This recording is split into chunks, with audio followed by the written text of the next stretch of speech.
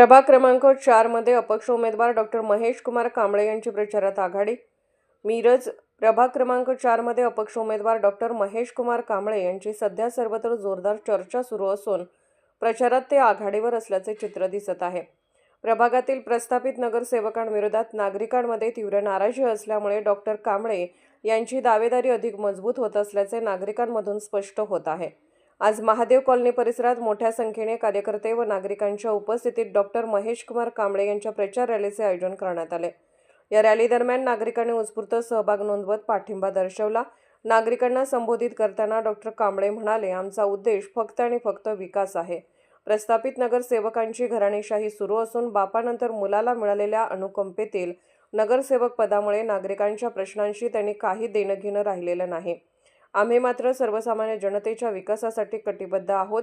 यावेळी त्यांनी 16 तारखेला आपला विजय निश्चित असल्याचा विश्वास व्यक्त केला। त्यांच्या या भूमिकेला नागरिकांकडून मोठ्या प्रमाणात सकारात्मक प्रतिसाद मिळताना दिसून आला।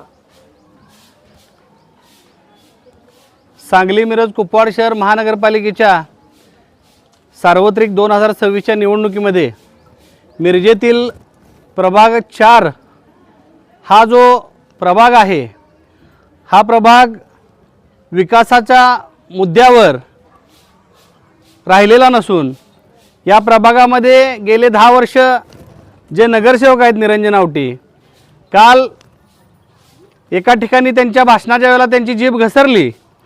त्यांनी विकासाचा मुद्दा सोडून आता भांडणाचा विषय काढायला सुरुवात केलेली दिसून आली।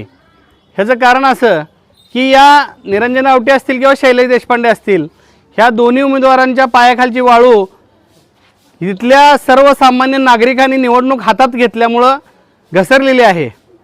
इथला सर्वसामान्य मतदार राजा, मतदार भगिनी ह्यांना कायम गृहीत धरण्याचं काम ह्या पाठीमागच्या नगरसेवकांनी केलेलं होतं। आणि काल निरंजन आवटी भाषणामध्ये सरळ सरळ असं म्हणायला लागले की जर आमच्या वाटेला कोण गेलं तर त्याच्या घरात घुसून मातीत गाडल्याशिवाय राहणार नाही। पण मला एवढंच सांगायचं आहे या प्रभाग 4च्या सर्व मतदार बंधू भगिनींना की आपल्याला प्रभाग 4चा विकास करायचा आहे, प्रभाग 4चा कायापालट करायचा आहे, प्रभाग 4 सुजलाम सुफलाम करायचा आहे। इथल्या नागरिकांना ज्या काही सोयीसुविधा पाहिजेत, पाण्याचा प्रश्न बिकट आहे, अर्ध्या तासाच्या वर पाणी येत नाही। दुसरा विषय ड्रेनेजचा आहे।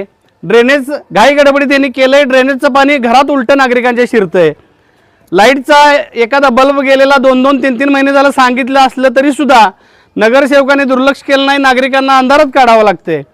म्हणजे स्वच्छतेचे आणि मुद्दे आहेत, घंटागाडीकडे येते का नाही येते ह्याची सुद्धा चौकशी केली जात नाही। सर्वसामान्य नागरिकाला अपेक्षित असतात ह्या मूलभूत गरजा, पण या मूलभूत गरजांचा विसर ह्या नगरसेवकांना पडलाय। यांची मक्तेदारी झालेली आहे, ह्यांना यांची मोनोपोली झाल्यासारखं वाटत होतं। पण निश्चितपणानं सांगतो की प्रभाग 4 मधल्या सर्व नागरिक मतदार बंधू भगिनींनी ही निवडणूक स्वतःच्या हातात घेतलेली आहे आणि इथल्या नागरिकांना एक बदल अपेक्षित आहे, एक नवीन चेहरा अपेक्षित आहे, जो काम करू शकतो, प्रशासनाकडून काम करून घेऊ शकतो, अशा ताकदीचा माणूस सर्वांना अपेक्षित आहे।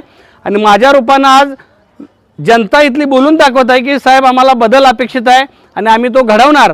जो आपल्याला मतदारांचा वाढता पाठिंबा आहे, त्यामुळं माझं सुद्धा मनोबल वाढलेलं आहे।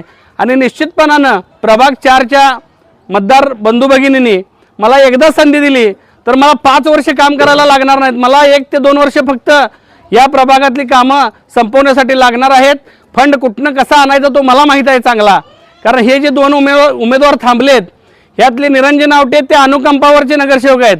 म्हणजे महापालिकेत नोकरी असते की नाही, एखाद्याला नोकरीतनं रिटायर झालं की बाप झाला की पोराला लावलं जातं, त्या पद्धतीनं अनुकंपावरचे नगरसेवक आहेत।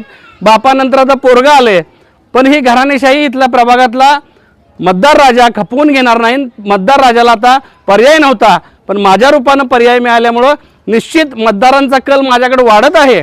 आणि निश्चितपणाने या प्रभाग 4च्या निवडणुकीमध्ये आपण इथल्या मतदारांच्या जीवावर जी निवडणूक लढवतोय, मी अपक्ष आहे, माझा कुठला पक्ष नाही, माझा कुठला नेता नाही, माझ्या या प्रभाग 4ची जनता मतदार बंधू भगिनी हेच माझे नेते आहेत, हेच माझा पक्ष आहे।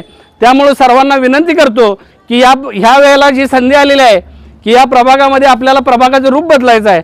माझ्यासारख्या एका सर्वसामान्य कुटुंबातून आलेल्या परिस्थितीची जाण असणाऱ्या आणि तुमचा विकास करण्याचं धोरण असणाऱ्या सर्वसामान्य उमेदवाराला आपण निवडून द्या.